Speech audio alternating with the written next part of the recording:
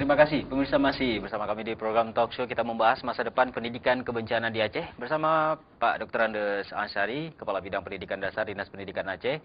Juga ada Abang Fahmi Yunus, National Project Coordinator DRA UNDP. Dan juga ada Ibu Nur Hayati, Kepala Sekolah Dasar Garut Gece. Tadi sempat saya bertanya dengan Ibu Nur Hayati. Dan pemirsa, kami nantikan Anda di 0651400171 untuk berpartisipasi membahas masa depan pendidikan kebencanaan di Aceh. Ibu Nur, tadi sempat kita bincang, saya sedikit lanjutkan. Nah, penyampaian bagaimana Bu kepada siswa-siswa khususnya di SD ini pendidikan kebencanaan ini? Modul-modul sudah kita buat. Kita sudah menyusun kurikulum yang terintegrasi. Itu tidak semua mata pelajaran yang kita integrasi. Maksudnya tidak semua SKKD. Semua mata pelajaran, tetapi tidak semua SKKD-nya. Mana saja SKKD yang bisa kita integrasikan, itu yang kita integrasikan. Itu mungkin sekitar 30%. Itu pun anak-anak belajar sambil bermain. Misalnya kita mengajarkan bahasa Indonesia tentang puisi. Jadi puisi yang diciptakan itu adalah puisi tentang kebencanaan. Tidak bukan apa namanya, kalau misalnya diajarkan tentang kebencanaan sepenuhnya dengan kebencanaan tidak. Menjadi bencana juga bagi anak-anak. Iya, nanti jangan-jangan jadi bencana lagi bagi mereka. Jadi diintegrasikan seperti itu, anak belajar sambil bermain, memberikan informasi-informasi kepada siswa.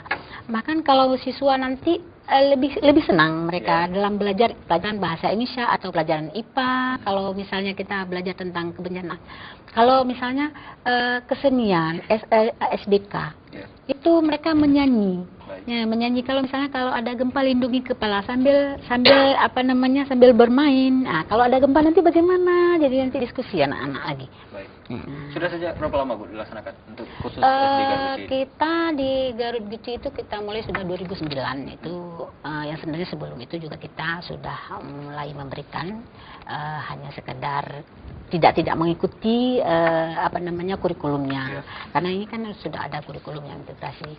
Alhamdulillah sekarang kita 2009 sudah mulai mengikuti kurikulum tersebut. Dan bagaimana dengan anak-anak sendiri Bu?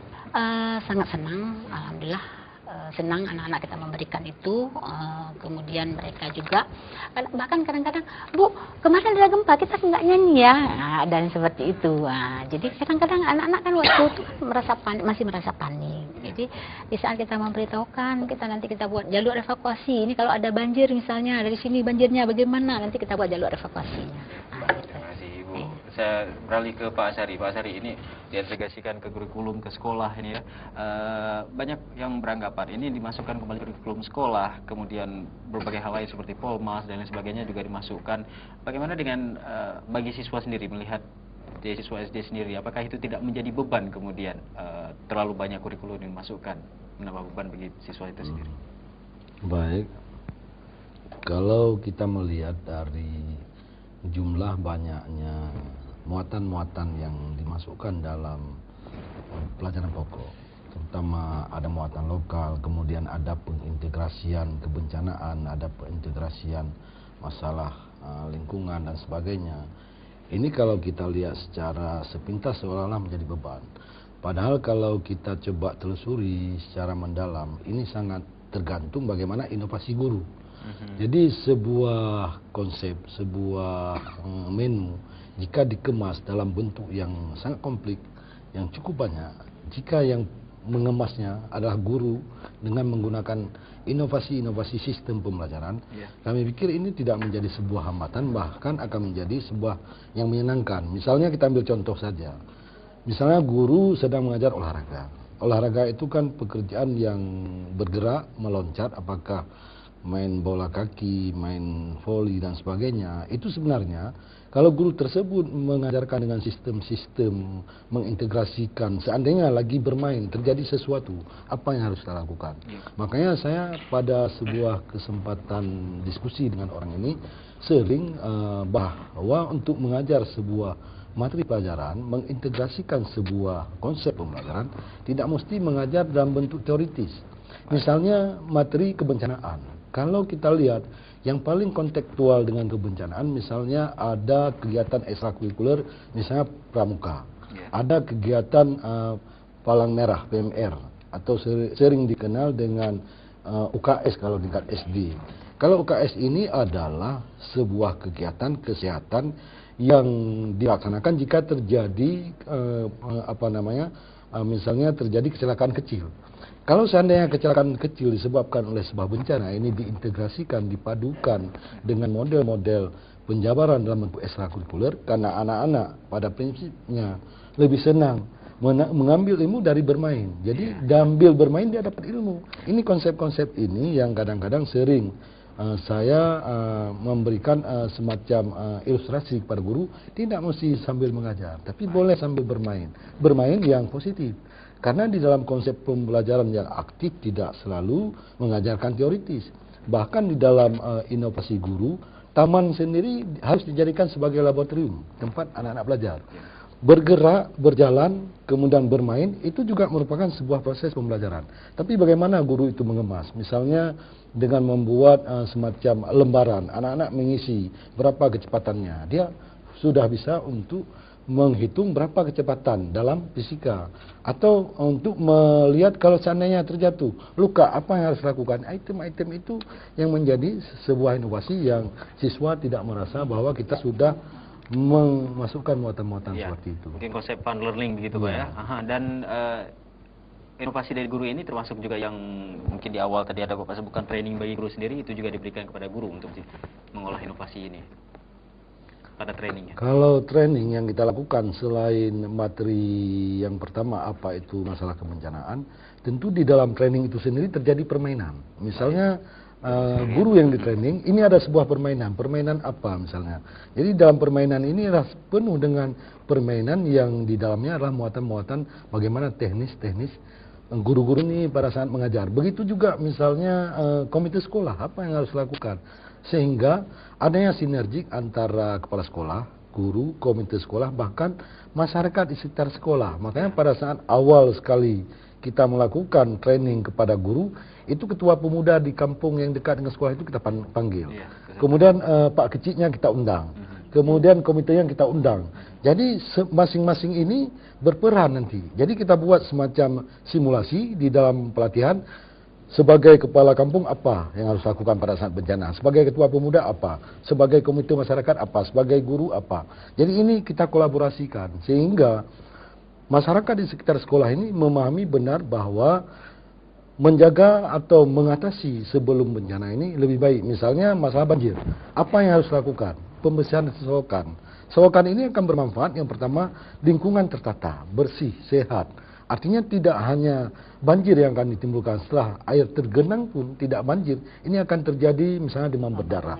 Artinya inilah yang kita coba, makanya di dalam konsep kita untuk mengintegrasikan kebencanaan tidak hanya pada bencana alam, termasuk bencana sosial, termasuk masalah misalnya kebakaran, masalah kebencanaan seperti air longsor dan sebagainya. Ada 8 kebencanaan yang kita coba integrasikan sesuai dengan daerah masing-masing. Daerah yang cukup konflik, bagaimana anak-anak yang mengakibatkan trauma akibat konflik ini juga kebencanaan itu akan bisa terjadi suatu saat akan konflik kembali dan sebagainya. Inilah yang saya melihat malah sebaliknya sekarang. Kalau begitu pentingnya pendidikan kebencanaan dan strategi yang kita laksanakan yaitu mengintegrasikan strategi kebencanaan ini dalam mata-mata pelajaran ya. Kenapa tidak dimasukkan saja satu pelajaran tersendiri? Sebenarnya kalau kita masukkan ke dalam sebuah kurikulum, ini kan sebenarnya mengatur atau membuat atau menyusun sebuah kurikulum, kita mengacu kepada Permendiknas. Jadi Permen 22 itu dan Permen 23 mengatur tentang isi dan ruang lingkup dari sebuah kurikulum. Jadi standar isi dan standar mutu. Jadi pemerintah hanya mengatur ini standarnya Permen 22 dan Permen 23 isi dan mutu. Sedangkan muatan-muatan lain untuk aksesorisnya ini tergantung kepada daerah masing-masing. Ada daerah yang mungkin lebih kontekstual dengan pemberdayaan keterampilan siswa, karena daerah tersebut adalah daerah miskin. Mungkin muatan yang diintegrasikan adalah bagaimana wirausaha, bagaimana mereka bisa terampil setelah tamat sekolah, sehingga bisa menghidupkan dirinya. Kalau di daerah bencana, artinya bencana juga merupakan salah satu. Kenapa kita ambil topik bencana? Karena bencana yang kita alami pada saat ini atau yang sudah pernah kita alami merupakan itu sama dengan sebuah musim yang mengakibatkan punahnya sejumlah generasi-generasi. Makanya kami pikir kebencanaan ini juga bukan berarti tidak boleh, tapi kalau misalnya sekolah-sekolah tertentu ingin memasukkan juga tidak tertutup kemungkinan, karena kurikulum KTSP itu sendiri membuka peluang seluas-luasnya. Baik, Bapak. Baik. Beralih ke Pak Fahmi Yunus. Saya lebih sukanya memanggil Bang jadi ya, Pak. Silakan. Bang Fahmi Yunus, donor Pak, lembaga donor selama ini, bagaimana dukungannya terhadap program ini dan sampai kapan ini? Ya, khususnya untuk DRRA atau Disaster Risk Reduction in Aceh di bawah UNDP, kita memang mulai khususnya untuk program ini tentang pengurangan risiko bencana ini mulai pada pertengahan 2008 gitu. Dan proyek ini direncanakan akan berlangsung selama 3,5 tahun. 3,5 tahun. Baik, nanti kita lanjutkan. Kita terima dulu. Ini ada Pak Nazarudin di Gece ini, Bu. Alhamdulillah, Bu. Assalamualaikum, Pak Nazar. Waalaikumsalam warahmatullahi wabarakatuh. Silakan, Pak Nazar. Iya, saya senang ini mendengar masalah pendidikan di Aceh ini. Iya, Pak. Iya, saya sangat bangga sekali dobrakan dari Dinas Pendidikan Aceh dan dari DPR pun, ya, untuk kerjasama kita saling membahu-membahu untuk bagaimana mencerdaskan anak bangsa sendiri pasca konflik ini. Ya. Tetapi yang saya sayangkan itu tidak tiap dana ada mahasiswa untuk sekolah-sekolah di seluruh Aceh itu dipotong oleh guru tertentu dengan biaya pendidikan, dengan biaya tambah honor guru honor, segala macam. Tapi yang kita sesalkan yang di kampung, kalau yang di bandar sudah memadai untuk pendidikan yang kita lihat per tahun-tahunnya. Tetapi yang dari luar Aceh, yang ikut studi, ya, yang ikut studi untuk bandar Aceh ini mereka selalu gagal. Apalagi tamat SMP mereka ingin mencari jenjang pendidikan yang lebih tinggi lagi di bandar Aceh. Mereka tidak ada kesempatan untuk itu. Ini yang kita sayangkan. Ya, cobalah kerjasama antara dinas yang terkait, semua yang terkait. Kita pakai konflik ini di Aceh, banyak kali masyarakat, anak-anak yang putus sekolah di Aceh. Dan banyak juga di bandar Aceh yang kita lihat anak kecil yang pengemis-pengemis di jalanan-jalanan. Ini butuh perhatian juga ya Pak Nazar ya? Baik Pak Nazar. Ini pertanyaan saya yang pertama. Tolonglah ditingkatkan pendidikan di Aceh. Jangan biarkan Aceh ini melompong. Jangan biarkan anak bangsa ini jadi kotor gara-gara tidak ada pendidikan.